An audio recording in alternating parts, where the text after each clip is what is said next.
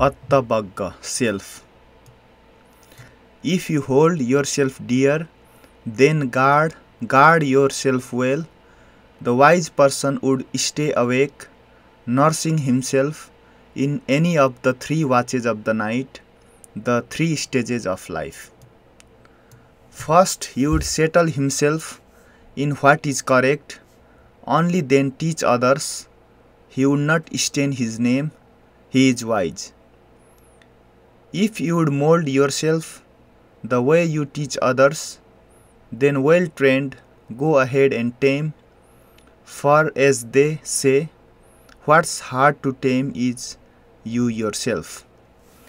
Your one self is your one mainstay, for who else could your mainstay be? With you yourself well trained, you obtain the mainstay hard to obtain. The evil he himself has done, self-born, self-created, grinds down the dullard as a diamond of precious stone. When overspread by extreme vice, like a saltry by a vine, you do to yourself what an enemy would wish.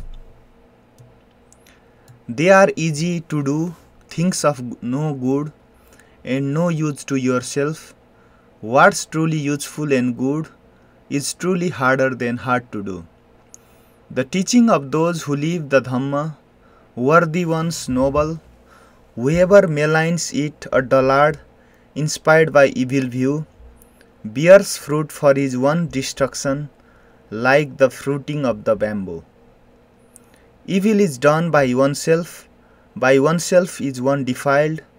Evil is left undone by oneself is one cleansed.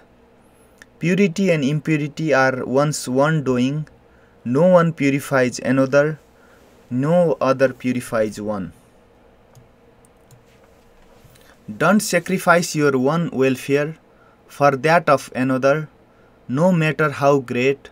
Realizing your own true welfare, be intent on just that.